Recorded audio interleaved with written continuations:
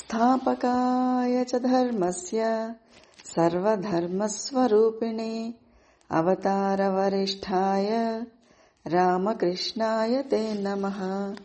జననీం శారదాం దేవీం రామకృష్ణం జగద్గురుం పాదపద్మే తయోశ్రిత్వా ప్రణమామి ముహుర్ముహుః.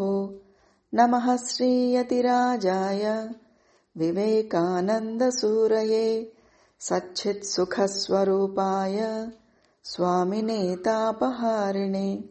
గురుర్బ్రహ్మా గురుర్విష్ణుః గురుర్దేవో మహేశ్వరః గురు సాక్షాత్ పరం బ్రహ్మ తస్మై శ్రీ గురవే నమః. శ్రీమద్ వాల్మీకి రామాయణము యుద్ధకాండలోని 11వ సర్గ నుంచి 20వ సర్గ వరకు గల అంశాలను పరిశీలిద్దాం. ఈ రావణుడు జానకీదేవిని అపహరించుకుని రావడం అనే పాపకృత్యానికి పాల్పడిన మహాదుష్టుడు. అతడి మేలు కోరుతూ విభీషణుడు మొదలైన బంధుమిత్రులు ఎంతగా హితవచనాలు చెప్పినా కూడా సీతాదేవి ఎడల కామమోహితుడైన రాక్షసరాజుకి ఆ మాటలేమీ కూడా ఎక్కలేదు. ఇప్పుడేమో యుద్ధం వచ్చి పడిపోయింది. కింగ్ కర్తవ్యతా మూఢుడై ఉన్న పాపకర్ముడు ఇప్పుడు చింతాక్రాంతుడయి ఎంతో కృషించి ఉన్నాడు. యుద్ధమా అనివార్యము అనే పరిస్థితి ఏర్పడింది. ఆపత్ సమయం ముంచుకొస్తోంది. అందువల్ల రావణుడు ముఖ్యులైన మంత్రులతో మిత్రులతో చాలా లోతుగా ఆలోచించాల్సిన సమయం వచ్చింది అని చెప్పి అనుకున్నాడనమాట. వెంటనే అతడు ఒక అద్భుతమైన రథాన్ని అధిరోహించి తన భవనం నుంచి ఆలోచన మందిరానికి బయలుదేరాడు. అక్కడ తన రాజాధికారాన్ని చూపిస్తూ తన దూతలతోటి మన శక్తి సామర్థ్యాలను చూపవలసిన ఒక మహాకార్యం దగ్గర పడింది, కాబట్టి మీరందరూ కూడా వెంటనే వెళ్లి నగరంలో ఉన్న ప్రజ్ఞాశాలులైన ప్రముఖ రాక్షసులందరినీ కూడా వెంటనే తీసుకొచ్చేయండి అని చెప్పి ఆజ్ఞాపించాడు. ఈ రాజాజ్ఞను తలదాల్చి రాక్షస ప్రముఖులందరూ కూడా ఈ సభకు విచ్చేసి తమ తమ యోగ్యతలకి అనుసరించి లంకాధిపతికి అయిన రావణుడికి దగ్గరలో ఆసీనులై ఉన్నారు. విభీషణుడు కూడా వచ్చి తన ఆసనం మీద కూర్చున్నాడనమాట. రావణుడు ఆ సభకు విచ్చేసిన ఈ రాక్షస ప్రముఖులందరినీ కూడా పరికించి చూస్తూ వాళ్లతో, మిత్రులారా, ధర్మార్థ కామ విషయాలలో క్లిష్ట పరిస్థితులు ఎదురైనప్పుడు ప్రియ అప్రియాలను, సుఖదుఖాలను, లాభ నష్టాలను, హిత అహితాలను గురించి మీరు బాగా ఆలోచించగల సమర్థులు. మీరు పరస్పర చర్చల ద్వారా నిర్ణయించి ప్రారంభించిన నా కార్యాలన్నీ ఇప్పటిదాకా ఎప్పుడు కూడా నిష్ఫలం కాలేదు. మీ అందరి అండదండలతో నేను అపారమైన సిరి సంపదల్ని పొందాను. నేను చెయ్యదలుచుకున్న ఎన్నో కార్యాలు అన్నిటినీ కూడా ఇంతకు ముందే మీకు చెప్పాలని అనుకున్నాను. కానీ కుంభకర్ణుడు నిద్రలో మునిగి ఉన్నందువల్ల వాటిని మీతో చర్చించలేకపోయాను. అతడు ఇప్పుడే మేలుకొన్నాడు. శ్రీరాముని ప్రియ పత్ని జనక మహారాజు కూతురు అయిన సీతాదేవిని నిరంతరం రాక్షసులు సంచరించేటి దండకారణ్య ప్రదేశం నుంచి తీసుకుని వచ్చేశాను. నా దృష్టిలో సీతాదేవితో సరితూగగల సుందరి ముల్లోకాల్లోనూ ఎక్కడా లేదు. ఆమెను చూసి నేను కామమోహితుడనయ్యాను. ఆ సుందరి 1 సంవత్సర కాలం నన్ను గడువు కోరింది. ఆమె తన భర్త అయిన శ్రీరాముడి కోసం నిరీక్షిస్తూ ఉంది. ఆమె కోరిక సముచితంగా భావించి అందుకు నేను అంగీకరించాను అంటూ రావణాసురుడు తన బంధుమిత్రులు, మంత్రులు, సేవకులు వీళ్ళందరూ ఎదురుగుండా అడ్డంగా అబద్ధాలు చెప్పడం మొదలుపెట్టాడు. ఇంకా వాళ్లతో ఇట్లా అంటున్నాడనమాట. క్రూర జలచరాలతోటి లంఘించనలవి కాని భయంకరంగా ఉన్న మహాసాగరాన్ని వానరులు గాని రామలక్ష్మణులు గాని ఎలా దాటగలరు? సరే, ఆ విషయం అలా ఉండనివ్వండి. ఒక్క వానరమాత్రుడే మనతో భీకరంగా యుద్ధం చేసి పడేశాడు. కాబట్టి కార్యసాధన మార్గాల్ని ఊహించడం కష్టంగా ఉంది. మీకు బుద్ధికి తోచినట్టుగా తగు విధంగా సూచించండి. మానవ మాత్రుడిచే నాకు ఎలాంటి భయమూ లేదు. అయినప్పటికీ ఈ పరిస్థితిలో మన కర్తవ్యాన్ని గురించి మనం బాగా ఆలోచించాలి. ఆ 2 రాకుమారులు సీతాదేవి యొక్క ఆచూకీని తెలుసుకుని సుగ్రీవాది వానర ప్రముఖుల్ని వెంటబెట్టుకుని అపారమైన జలనిధి యొక్క అవతలి తీరానికి చేరి ఉన్నారు. నేను ఎట్టి పరిస్థితుల్లోని సీతాదేవిని శ్రీరాముడికి అప్పగించేది లేదు. ఇది అసంభవం. కాబట్టి ఖచ్చితంగా రామలక్ష్మణుల్ని చంపి తీరాలి. ఈ రెండింటినీ దృష్టిలో పెట్టుకుని బాగా ఆలోచించి మీ నిశ్చయాభిప్రాయాల్ని తెలపండి అంటూ అడిగేసరికి ఆ మాటలు విన్న ఈ కుంభకర్ణుడు ఎంతో క్రుద్ధుడయ్యి, అన్నా, రామలక్ష్మణులను వంచించి వారి ఆశ్రమం నుంచి సీతాదేవిని అపహరించుకుని వచ్చినప్పుడే నువ్వు మాతో ఒకసారి సంప్రదించి నిర్ణయం తీసుకుని ఉంటే బాగుండేది. ఎందుకంటే బాగా ఆలోచించాల్సిన విషయాల గురించి తనకి హితాన్ని కోరే సమర్థులైన మంత్రులతో కలిసి చక్కగా సంప్రదించి కార్యాలకు పూనుకునేవాడు ఉత్తమమైనవాడు. అలా కాకుండా ఎవ్వరితోటి చర్చించకుండా తనకు తానే ఆలోచించుకుని కార్యాలకు ప్రయత్నించేవాడు మధ్యమ స్థాయికి చెందినవాడు. నువ్వు సీతాపహరణాది కృత్యాలని ముందు వెనకలు ఆలోచించకుండా చేసేసావు. ఇలాంటి పాపకృత్యం చెయ్యకముందే మాతో ఆలోచించి ఉండాల్సింది. యుక్తాయుక్తాలు ఎరగనివాడే ముందుగా చేయాల్సిన పనులను తర్వాత చేయాల్సిన పనులను ముందుగా చేస్తూ ఉంటాడు. నేను బలవంతుడిని అని విర్రవీగుతూ తొందరపాటుతో ప్రవర్తించే చపలచిత్తుడి లోపాలను శత్రుపక్షం వారు గమనించి అలంఘ్యమైన క్రౌంచ పర్వతం యొక్క రంధ్రం ద్వారా పక్షులు సులభంగా అవతల వడ్డుకు చేరినట్లు అతన్ని అవలీలగా దెబ్బతీయగలరు. నువ్వు చేసిన ఈ సీతాపహరణ అనే పని విషమిశ్రితమైన మాంసంలాగా ప్రాణాంతకమైనది. ఇంతవరకు శ్రీరాముడు నిన్ను చంపకుండా ఉండడం నీ అదృష్టంగా భావించు. నీ శత్రువుల పట్ల నువ్వు వ్యవహరించిన తీరు ఖచ్చితంగా అనుచితమైనదే. సరే, అయిందేదో అయింది, ఇక నువ్వు దుఃఖించుకు. నేను వాళ్ళందరినీ సంహరించి నిన్ను ప్రమాదం నుంచి కాపాడుతాను. నేను జీవించి ఉండగా నీకు భయం ఎందుకు అంటూ కుంభకర్ణుడు కొంత హితవు చెప్పే ప్రయత్నం చేసినప్పుడు రావణుడికి చాలా కోపం వచ్చేసింది. అది గమనించి మహాపార్శ్వుడు ఆ లంకాధిపతి కోపాన్ని నివారించే ఉపాయం గురించి కొంతసేపు ఆలోచించి, ఓ శత్రుసూదన, నువ్వు సీతాదేవిని బలవంతంగానైనా అనుభవించు, మేము నీ శత్రువులందరినీ కూడా చంపేస్తాము, ఇందులో సందేహం లేదు అనేసరికి ఆ మాటలు విన్న రావణుడు అతడితో ఇట్లా అంటాడనమాట, మహాపార్శ్వ, చాలా కాలం కిందట ఒక చిన్న సంఘటన జరిగింది.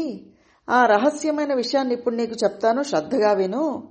ఒకసారి బ్రహ్మదేవుడి అనుగ్రహాన్ని పొందడం కోసం పుంజిక స్థల అనే అప్సరస ఆకాశ మార్గంలో సాగిపోతుండగా ఆమెను నేను చూశాను. అప్పుడు ఆమె నాకెంతో భయపడి మబ్బుల చాటును దాక్కుని వెళ్తూ ఉంది. కానీ నేను ఆమెను బలవంతంగా అనుభవించాను. తర్వాత ఆమె అదే స్థితిలో బ్రహ్మదేవుడి భవనానికి చేరుకుంది.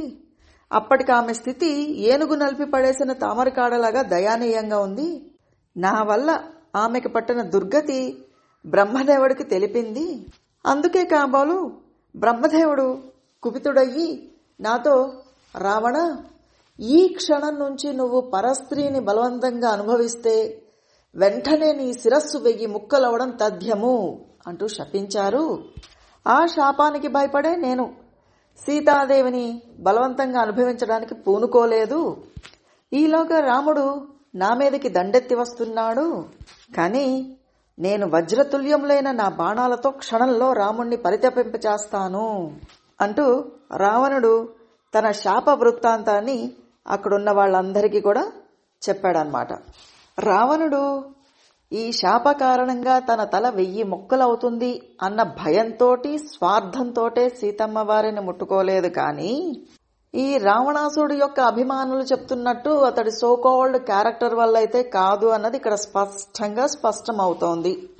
ఇక మనం కథలోకి తిరిగి ప్రవేశిస్తే విభీషణుడు ఈ రావణాసురుడి మాటలు విని అతడితో ఇట్లా అంటాడనమాట, మహారాజా, సీతాదేవి ఒక మహాసర్పం లాంటిది. ఆ మహాసర్పాన్ని నీ మెడకు చుట్టినవాడెవడు?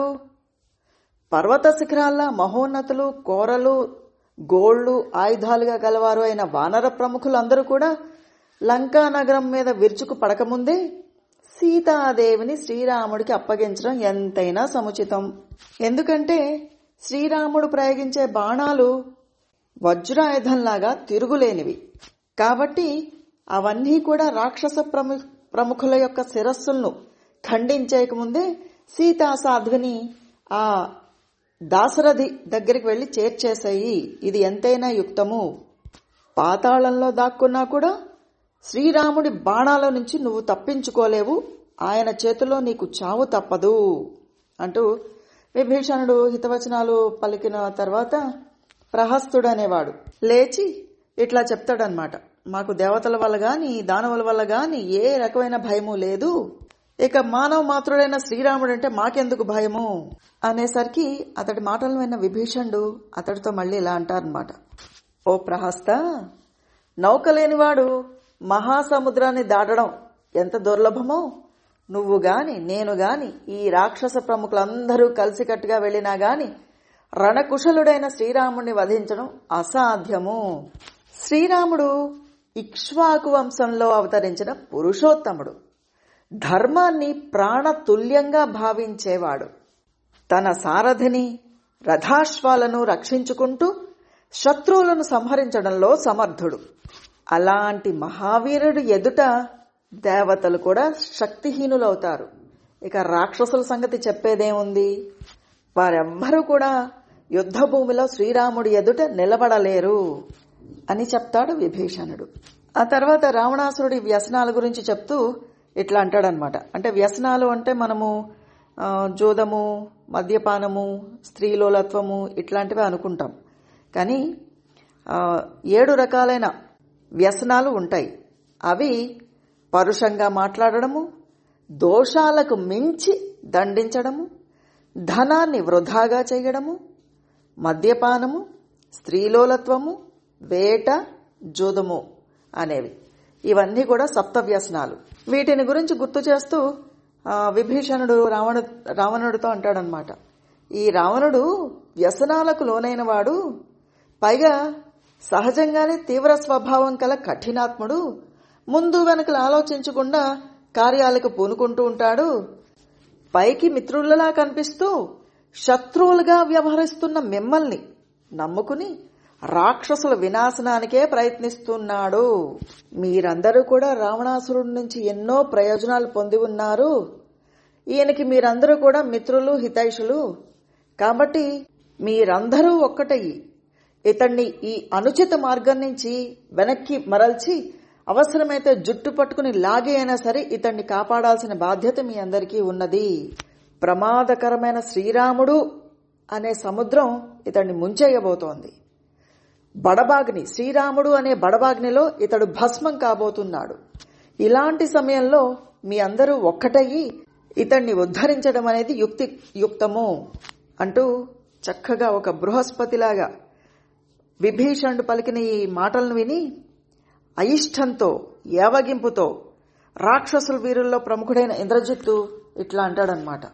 పిరికివాడైన ఓ విభీషణ, మానవ మాతృలైన రాజకుమారులు మన ముందెంత? మనలో ఒక సామాన్య రాక్షసుడు కూడా వాళ్ళని చంపి తినేగాళ్లే. నువ్వు భయపడ్డమే కాకుండా మమ్మల్ని అందరినీ కూడా ఎందుకు భయపడుతున్నావు? నేను ఇంద్రుణ్ణి రాజ్యభ్రష్టుణ్ణి చేసి భూలోకంలో బంధించి వేశాను. అలాగే ఐరావతాన్ని పట్టుకుని దాని 2 దంతాలు విరిచేసి దాన్ని కూడా భూలోకంలోకి విసిరిపడేశాను. సమస్త దేవతల యొక్క గర్వాన్ని అణిచిన వాడిని నేను. అలాంటి మహావీరుడినైన నాకు సామాన్య మానవ మాతృలైన ఈ రాజకుమారులు ఒక లెక్క అంటూ ఇంద్రజిత్తు పలికిన పలుకులను విన్న విభీషణుడు అతడితో ఇట్లా అంటారనమాట. నాయనా ఇంద్రజిత్తు, నువ్వింకా బాలుడివి. నీకు బుద్ధిబలం చాలదు. నువ్విప్పుడు కర్తవ్యాలు నిర్ణయించగల శక్తి ఇంకా సంపాదించుకోలేదు. ఇలా అర్ధరహితంగా మాట్లాడడం ఆత్మ వినాశనానికి దారితీస్తుంది. రావణుడికి వినాశనము తప్పదు అని శ్రీరాముడు చెప్పిన మాటలను విని కూడా భ్రమలో ములిగి నువ్విట్లా మాట్లాడుతున్నావు. రావణుడికి జయము, రాముడికి నాశనం తప్పదు అంటూ అనుకుంటూ ఉన్నావు. దీన్ని బట్టి చూస్తే రావణుడి వినాశనాన్ని నువ్వు కోరుకున్నట్లుగా నాకు అనిపిస్తోంది. కాబట్టి నువ్వు పుత్రుడి రూపంలో ఉన్న, ఆత్మీయుడి రూపంలో కనిపిస్తున్న ఆయన శత్రువే. బుద్ధి భ్రష్టమయ్యే నువ్విలా పలుకుతున్నావు. కాబట్టి నువ్వు బధ్యుడవే. ఇలాంటి నిన్ను ప్రముఖులైన మేధావుల సమావేశాన్ని పిలిచినందుకు రావణుడు దండించదగిన వాడే. నువ్వు మూఢుడివి, వినయం లేని వాడివి, క్రూర స్వభావం కలవాడివి, తెలివి తక్కువ వాడివి, దురాత్ముడివి, దుర్బుద్ధివి. నువ్వు బాల్య చాపల్యంతో ఇలా మాట్లాడుతూ ఉన్నావు. ప్రాణాంతకములైన రాముని యొక్క శరముల ధాటికి రణరంగంలో తట్టుకుని నిలబడేవాడెవ్వడూ లేడు అంటూ విభీషణుడు ప్రయోజనకరమైన హితోక్తులను పలికేసరికి ఈ ఆయువు మూడిన రావణుడు మృత్యు ప్రేరితుడై చాలా పరుషంగా ఇట్లా అంటాడనమాట. ఓ భీషణ, జ్ఞాతులందరూ కూడా తమ దాయాదులు దుఃఖాల పాలైనప్పుడు లోపల మిక్కిలి సంతోషపడుతూ ఉంటారు. తమకంటే ఉన్నతమైన స్థితికి చేరుకున్న వాడిని, కార్యదక్షుణ్ణి, విద్వాంసుణ్ణి, సూరుణ్ణి, ధర్మ స్వభావం కలవాడిని అవమానిస్తూ ఉంటారు. అవకాశం దొరికినప్పుడల్లా కించపరుస్తూ ఉంటారు. లోపల కల్మష స్వభావం కలిగి ఉంటారు. బయటికి మాత్రము ఆత్మీయులుగా సంతోషాన్ని ప్రకటిస్తూ ఉంటారు. తోటి వాళ్ళు దుఃఖాల పాలైనప్పుడు మాత్రం ఈ క్రూరాత్ములు వారికి చెయ్యూతను ఇవ్వకపోగా ద్రోహాన్ని తలబెడుతూ ఉంటారు. కాబట్టి లోకంలో ఉన్న అన్ని కష్టాల కంటే కూడా జ్ఞాతి భయమే అత్యంత ప్రమాదకరమైనది. నన్ను చూసి నువ్వు అసూయ పడుతున్నావు, నా గొప్పదనాన్ని చూసి నువ్వు అసూయ పడుతున్నావు. నువ్వు రాక్షస వంశంలో చెడబుట్టిన వాడివి. నువ్వు తప్ప ఇంకెవరైనా ఇట్లా మాట్లాడి ఉంటే వాళ్ళ ప్రాణాలు తీసి ఉండేవాడిని. తమ్ముడు వైపోయావు కాబట్టి బతికిపోయావు అంటూ రావణాసురుడు ఇట్లా దురుసుగా చెప్పేసరికి ఇంకా ధర్మవర్తుడైన విభీషణుడికి అర్థమైంది, ఇక్కడ ఉండడం అనేది తగదు, అంత మంచిది కాదు అని చెప్పి భావించి వెంటనే గదని చేత పట్టుకుని ఆకాశంలోకి ఒక 4 రాక్షసులు అతన్ని అనుసరిస్తూ ఉండగా ఆకాశానికి ఎగిరి అక్కడి నుంచే రాక్షసరాజుతో ఇలా అంటాడనమాట. రాజా, నువ్వు నాకంటే పెద్దవాడు అవడం వలన ఇష్టం వచ్చినట్టు మాట్లాడుతున్నావు. పరుషములైన నీ అధర్మ వచనాలు నేను సహించబోను. జితేంద్రియులు కానివారు ఆయువు మూడిన వారయ్యి తమకు ఎవరైతే హితవు కోరి చెప్తున్నారో వాళ్ల మాటలు మంచి మాటలు చెవికెక్కించుకోరు. ఈ యజమాని హితాన్ని పట్టించుకోకుండా అతడి ప్రాపకాన్ని సంపాదించడం కోసం అతడికి నచ్చే మాటలు అవి చెడు చేసేవి అయితే అట్లాంటివి మాట్లాడేవాళ్ళు లోకంలో కోకోలలో ఉంటారు. కానీ తాత్కాలికంగా అప్రియంగా కనిపించిన దీర్ఘకాలంలో యజమానికి మంచి చేసే మాటల్ని చెప్పేవారు చాలా అరుదు. ఒకవేళ అలాంటి మంచి చెప్పినా కూడా వీళ్ళు వినరు. నీ హితాన్ని కోరుతూ అధర్మ మార్గం నుంచి నిన్ను బయటికి తీసుకురావడానికి ఎంతో ప్రయత్నించాను, కానీ నా మాటలు నీకేమాత్రం రుచించలేదు. పోయే కాలం దాపరించిన వారు తమ హితేషుల మాటలు పలికిన మాటలు చెవికొక్కరు అని రావణుడితో చెప్పి ఈ విభీషణుడు 2 ఘడియలలో రామ లక్ష్మణులు ఉన్న ప్రదేశానికి బయలుదేరతాడు. అతన్ని అనుసరిస్తూ మిగిలిన అతడి 4 అనుచరులు కూడా వెళ్తారనమాట. వాళ్ళ 5గురిని చూసిన సుగ్రీవుడు వాళ్ళందరూ కూడా తమని చంపడానికే ఇటుగా వస్తున్నట్లుగా నమ్ముతాడు. దాంతో వానరులందరూ కూడా తమలో తాము చర్చించుకుంటూ ఉంటారు వాళ్ళందరినీ ఎట్లా చంపాలా అని. ఈలోగా విభీషణుడు సముద్రం యొక్క ఉత్తర తీరానికి చేరి ఆకాశంలో నిలబడి ఉంటాడు. అక్కడ నుండే సుగ్రీవుడు మొదలైన వానరయోధులందరూ వినిపించేలాగా గట్టిగా రావణుడు అనే రాక్షసుడు పేరులోనే కాక ప్రవర్తన చేత కూడా క్రూరుడు, రాక్షసులకు రాజు, నేను అతడి తమ్ముడునైన విభీషణుడిని. సీతాదేవిని బలవంతంగా అపహరించుకుని తీసుకొచ్చాడు రావణుడు. తనకు అడ్డుగా వచ్చిన జటను చంపివేశాడు. నిస్సహాయురాలైన సాధ్విని ప్రస్తుతం రాక్షస స్త్రీల కాపలాలో నిర్బంధంగా ఉంచాడు. సీతాదేవిని శ్రీరాముడికి సాదరంగా అప్పగించడం వల్ల నీకు మేలు కలుగుతుంది, ఇది ఎంతైనా యుక్తమో అని చెప్పి నేను ఎన్ని రకాలైన యుక్తియుక్తాలైన వచనాలు చెప్పినా కూడా అతడు చావు దగ్గర పడిన వాడవడం వల్ల నేను చెప్పిన మంచి మాటలను వినలేదు, పెడచవిన పెట్టాడు. అంతేకాకుండా అందరెదురుగుండా నన్ను అవమానించాడు, దూషించాడు. అతడి దురుసుస్తనాన్ని సహించలేక నేను భార్యాపుత్రులను విడిచిపెట్టి రఘురాముణ్ణి శరణు జొచ్చడం కోసం ఇక్కడికి వచ్చాను. సమస్త లోకాలకు రక్షకుడు పరమాత్ముడు అయిన శ్రీరామచంద్ర ప్రభువుకు విభీషణుడు శరణు కోరి తమ సమీపానికి వచ్చి ఉన్నాడని వెంటనే విన్నవించండి అంటూ చెప్పేసరికి సుగ్రీవుడు గబగబా వెళ్లి శ్రీరామచంద్ర ప్రభు దగ్గరికి వెళ్లి ఆందోళనతో ఇట్లా అంటాడనమాట. స్వామి, రావణుడి తమ్ముడైన విభీషణుడు తన సహచరులు 4 తీసుకుని మిమ్మల్ని శరణు కోరొచ్చాడు. కానీ అతడు శత్రుపక్షపాతి. అది దృష్టిలో ఉంచుకుని మన వానర యోధుల భద్రత విషయంలో జాగ్రత్తగా ఉండాల్సి ఉంది. ఎందుకంటే రాక్షసులు, కామరూపులు, కపటోపాయంలో సిద్ధాస్తులు. ఇతడు రావణుడిచే పంపబడిన గూఢచారి అని అనుకుంటున్నాను. కాబట్టి ఇతన్ని బంధించడమే శ్రేయస్కరమని నా అభిప్రాయము అని చెప్పి సుగ్రీవుడు మౌనం వహిస్తాడు. అప్పుడు శ్రీరాముల వారు ఈ వానర ప్రముఖులందరినీ పిలిచి దీని విషయమై తగిన సూచనలు ఇవ్వమని, వారి యొక్క ఆలోచనలన్నీ నిస్సంకోచంగా తెలపమని కోరతారు. అప్పుడు వానర ప్రముఖులైన అంగదుడు, శరభుడు, జాంబవంతుడు, మైందుడు మొదలైన వారందరూ కూడా విభీషణుడు శత్రుపక్షం నుంచి వచ్చినవాడు కాబట్టి అన్ని విధాలుగా అతన్ని శంకించాల్సిందే, తొందరపడి అతన్ని నమ్మకూడదు, విభీషణుడు గురించి తెలుసుకోవడం కోసం ఒక గూఢచారిని నియమించాల్సి ఉంది, రావణాసురుడు ఎంతో పాపాత్ముడు, మన పట్ల వైరం పూని ఉన్నాడు, ఈ విభీషణుడు అతడి దగ్గర నుంచి వచ్చాడు కాబట్టి ఇతడు రాదగ్గ స్థానము కాదు, సమయము కాదు, కాబట్టి ఇతన్ని శంకించాల్సిందే, ఇతడి భావాలను తెలుసుకుని ఇతడు దుష్టుడో కాడో అనే విషయానికి గట్టిగా నిర్ణయం చేయాల్సి ఉంటుంది, దానికి అనుగుణంగా కార్యాన్ని నడపాల్సి ఉంటుంది అంటూ ఒకళ్ళ తర్వాత ఒకళ్ళు తమ అభిప్రాయాలను చెప్తారు. అప్పుడు సచివులలో ప్రముఖుడు, సకల శాస్త్రాలను అభ్యసించడం వల్ల చక్కని సంస్కారం అబ్బినవాడు అయిన హనుమంతుడు అర్థవంతమైన చక్కటి మాటలతో వినసొంపుగా సంక్షిప్తంగా రాముల వారితో ఇట్లా అన్నారట. రఘువీరా, నువ్వు గొప్ప ప్రజ్ఞాశాలివి, సర్వసమర్థుడివి, వాక్చాతురుడివి. నేను బుద్ధిమంతుడిని అనిపించుకోవడానికి కాకుండా ప్రస్తుతం కార్యం యొక్క ప్రాముఖ్యతని దృష్టిలో ఉంచుకుని నిజాలను మాట్లాడుతున్నాను. స్వామి, అర్థానర్థాలు నిర్ణయించడానికి, గుణదోషాలను పరీక్షించడానికి ఇంతవరకు అంగదుడు మొదలైన వారు చేసిన సూచనలు నాకు సరైనవిగా తోచడం లేదు. విభీషణుడిని పరీక్షించడానికి ఇది సరైన సమయం కాదు, అంత సమయం మన వద్ద లేదు. కానీ అతడు ఇక్కడికి రావడానికి నిజానికి ఇదే సరైన స్థానం అని నేను తలుస్తాను.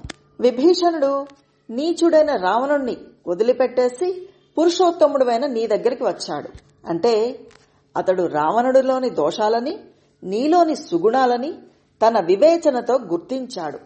కాబట్టి అతడిక్కడికి రావడం అనేది అన్ని విధాలుగా సమంజసమే. ఇది అతడి బుద్ధి కుశలతకు నిదర్శనము. అపరిచితులైన వ్యక్తులు అడగరాని ప్రశ్నలను అడిగితే బుద్ధిమంతుడైన వ్యక్తి వారి మాటల్ని శంకిస్తాడు. అంతేకాకుండా తనని గూర్చి అలా తెలిసి కూడా వాళ్ళు అట్లా ప్రశ్నిస్తున్నారని గ్రహించినప్పుడు ఆ సత్పురుషుడి యొక్క మనసు చివుక్కుమంటుంది. దాంతో సహాయం చేయడానికి వచ్చిన అతడు సహాయం చేయడానికి విముఖుడవుతాడు. దాంతో ఒక మంచి మిత్రుణ్ణి మనం కోల్పోవడం జరుగుతుంది.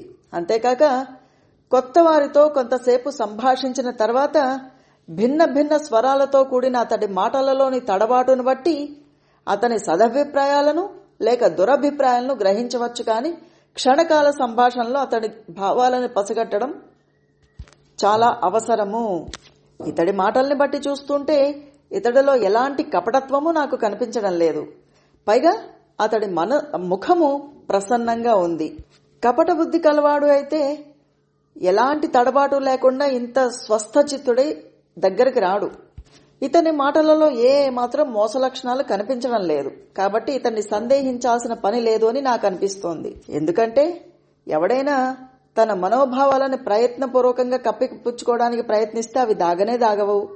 మానవుల యొక్క అంతర్గత భావాలు వాళ్ళ ముఖ కవళికల్లో బయటపడే తీరుతాయి. ఓ ప్రభు, నువ్వు వాలిని వధించి సుగ్రీవుణ్ణి పట్టాభిషిక్తుణ్ణి చేసిన విషయాలను తెలుసుకునే ఉన్నాడితడు. కాబట్టి నిన్ను శరణజొచ్చితే తనకి రాజ్యలాభం కలుగుతుందనే విశ్వాసంతో ఇతడు బుద్ధిపూర్వకంగా ఇక్కడికి వచ్చి ఉండవచ్చు. ఈ విషయాలను దృష్టిలో ఉంచుకుని ఇతడికి ఆశ్రమం ఇవ్వడమే సముచితమని నా అభిప్రాయము అంటూ చెప్పేసరికి ఆ హనుమంతుడి మాటలను విన్న శ్రీరామచంద్రమూర్తి ఎంతో ప్రసన్న చిత్తులయ్యారంట. తర్వాత వానర ప్రముఖులతో ఇట్లా అంటారన్నమాట శ్రీరామచంద్రుల వారు, శరణు కోరి నా వద్దకు వచ్చిన వాడిని ఎట్టి పరిస్థితుల్లో కూడా నేను నిరాకరించను. ఒకవేళ అతడిలో ఏదైనా దోషమున్నా కూడా దాన్ని నేను పట్టించుకోను. కాబట్టి నేను విభీషణుడికి ఆశ్రయం ఇస్తున్నాను అంటూ చెప్పేసరికి అది విన్న సుగ్రీవుడు, ప్రభు, ఇతడు తన స్వంత అన్ననే వదిలిపెట్టి వచ్చేశాడు, ఇంకా వేరే వాళ్ళని మటుకు వదలడని నమ్మకం ఏమిటి అంటూ ప్రశ్నిస్తాడనమాట. అది విన్న శ్రీరాముల వారు చిన్నగా నవ్వుతూ, ఈ విషయంలో ధర్మ సూక్ష్మం ఒకటి ఉంది, అది లోకంలో సుప్రసిద్ధమైనది, రాజులందరికీ తెలిసినదే, దానిని గూర్చి తెలుపుతాను విను. లోకంలో రాజు తమ జ్ఞాతులను, ఇరుగు పొరుగు దేశాధిపతులను శత్రువులుగా భావించడం అనేది సహజం. వారు సంకట పరిస్థితులకు లోనైనప్పుడు దెబ్బతీయడానికి ప్రయత్నిస్తూ ఉంటారు. అందుకని అట్లా భావిస్తాడు. ఈ భయం కారణంగానే విభీషణుడు ఇక్కడికి వచ్చాడు. సత్పురుషుడైన విభీషణుడు తన బంధుజనుల హితాన్ని కోరేవాడే కాని దుష్టుడైన రావణుడు ఇతన్ని శంకించడం వలన రక్షణ కోసం ఇక్కడికి వచ్చి ఉండవచ్చు. కాబట్టి ఇలాంటి పరిస్థితుల్లో తన సోదరుని విడిచిపెట్టి రావడం అనేది దోషం కాదు. అలాగే మనం ఇతని వంశంలో పుట్టిన వాళ్ళం కాదు, ఇతడు మనకు జ్ఞాతి కాదు, కాబట్టి శంకించాల్సిన పని లేదు. కాబట్టి విభీషణుణ్ణి పరిగ్రహించడమే యుక్తము. నాయనా సుగ్రీవ, ప్రపంచంలో భరతుడు లాంటి సోదరులుండరు, తండ్రికి నాలాంటి పుత్రులుండరు, నీలాంటి మిత్రులు ఉండరు. శత్రువైనా కూడా దీనుడే శరణుజొచ్చి అనుగ్రహించమని ప్రార్థిస్తే అతడికి హాని చెయ్యకూడదు. తమ ప్రాణాలొడ్డైనా సరే వారిని కాపాడాల్సి ఉంటుంది. భయపడి గాని, ఆపద్ధర్మం ఎరుగక గాని, స్వార్థబుద్ధితో గాని శరణు అడిగిన వారిని రక్షించకపోతే అతడు ఈ లోకంలో నిందల పాలవడం తథ్యము. అంతేకాదు మిక్కిలి నరక బాధలను కూడా పొందుతాడు. ఇది మహాదోషము. కీర్తి ప్రతిష్టలు దెబ్బతింటాయి, బలపరాక్రమాలు నశిస్తాయి. నేను నీవాడని అంటూ ఎవరైనా నన్ను శరణు కోరి వస్తే వాళ్ళకి అభయమివ్వడం నా వ్రతము. కాబట్టి విభీషణుడికి నేను అభయం ఇచ్చాను, వెంటనే అతన్ని ఇక్కడికి తీసుకునిరా అంటూ సుగ్రీవుడితో రాముల వారు చెప్తారనమాట.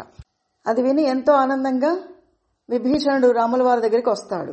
రాముల వారు అతడిపై కృపాదృష్టిని ప్రసరింపచేస్తూ ఎంతో చక్కగా మధురమైన వచనాలతో అతడిని ఓదార్స్తారనమాట.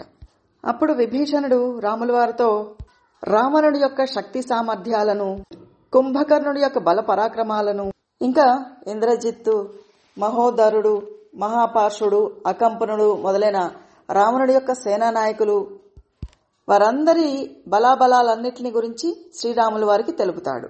అది విన్న రాముల వారు విభీషణుడితో ఇట్లా అంటారన్నమాట, యుద్ధరంగంలో రావణుడి శక్తి సామర్థ్యాలను గురించి నువ్వు చెప్పిన వాస్తవాలన్నీ కూడా విన్నాను, వాటన్నిటినీ గ్రహించాను.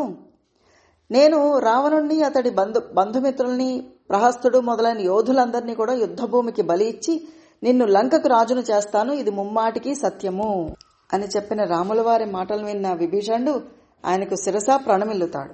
శ్రీరాముల వారు అతన్ని సంతోషంతో కౌగలించుకుని లక్ష్మణుడితో సముద్ర జలాలను తీసుకురమ్మని అక్కడికక్కడ విభీషణుని లంక రాజ్యానికి పట్టాభిషిక్తుడిని గావిస్తారు. ఆ తర్వాత హనుమంతుడు, సుగ్రీవుడు వచ్చి విభీషణుడితో ఈ అపారమైన జలాలతో నిండి ఉన్న ఈ సాగరాన్ని దాటడం ఎట్లాగా అని అడిగేసరికి ధర్మజ్ఞుడైన విభీషణుడు, రఘువంశ ప్రభువైన శ్రీరాముడు ఇప్పుడు సముద్రాన్ని వేడుకొనడమే యుక్తము అని చెప్పేసరికి అతడి సూచనలు అందరికీ నచ్చుతాయన్నమాట. ఈలోగా శార్దూలుడు అనే రావణుడి యొక్క గూఢచారి అక్కడికి వస్తాడు. వచ్చి ఆ అనంతమైన ఆ కపి సైన్యాన్ని చూసి ఎంతో తొట్రపాటుకు లోనయ్యి వెంటనే లంకా నగరానికి తిరిగి వచ్చి రామలక్ష్మణుల గురించి, వానర సైన్యాన్ని గురించి వివరించి చెప్తాడు. పైగా సుగ్రీవుణ్ణి తమ వైపుకు సామోపాయంతో తన వైపుకు తిప్పుకోవడం మంచిది అని చెప్పి ఒక ఉచిత సలహా కూడా ఇస్తాడు.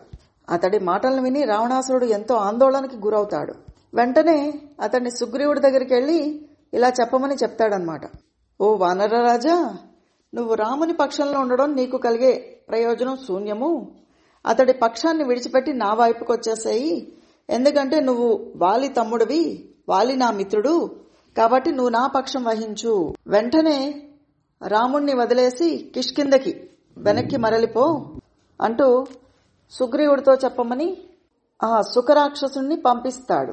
అతడు సముద్రపు అవతల తీరానికి వెళ్లి ఈ రావణుడి యొక్క సందేశాన్ని సుగ్రీవుడికి వినిపించేసరికి ఇంకా వానరులందరికీ కూడా ఎంతో కోపం వచ్చేసి అతడి దగ్గరికి వచ్చి అతడి రెక్కల్ని వెనక్కి విరిచి ముష్టిఘాతాలతో అతన్ని చంపేయడానికి చుట్టుముట్టేస్తారు.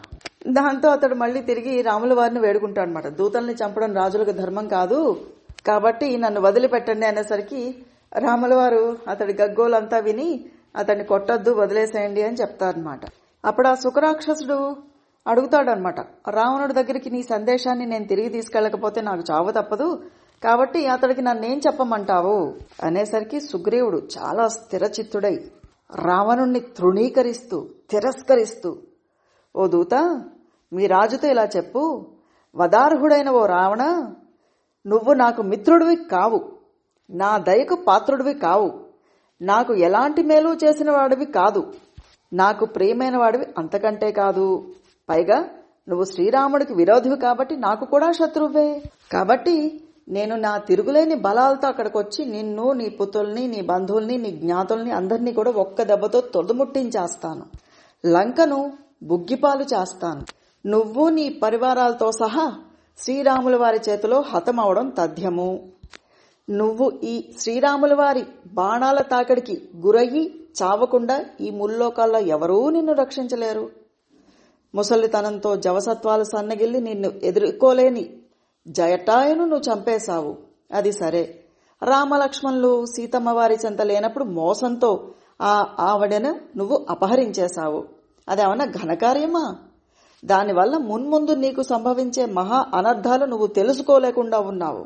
నువ్వు దొంగచాటుగా సీతమ్మ వారిని అపహరించావు, కానీ ఆ ప్రభు మాత్రం ప్రత్యక్షంగా అందరూ చూస్తుండగా నీ ప్రాణాలను హరించి వేస్తాడు అంటూ ఈ సందేశాన్ని రావణాసుడికి ఇవ్వమని ఆ దూతతో చెప్తాడు సుగ్రీవుడు. ఈలోగా అంగదుడికి ఒక అనుమానం వస్తుంది. మహారాజా, ఇతడు దూత అయ్యుండకపోవచ్చు, గూఢచారులాగా అనిపిస్తున్నాడు, ఇక్కడిక్కడే తిరుగుతూ కూడా మనతో మాట్లాడుతూ మన బలాలు శక్తి సామర్థ్యాలన్నింటిని కూడా పరిశీలించి గ్రహిస్తూ ఉన్నాడు, ఇతడు లంకకు చేరకుండా ఇక్కడనే వధించేయడం అనేది యుక్తమని చెప్పి నాకు అనిపిస్తోంది అనేసరికి ఆ మాటలు విన్న సుఖ రాక్షసుడు ఇంకా గగ్గోలు పెట్టేస్తూ రాముల వారిని మళ్లీ వేడుకుంటాడనమాట.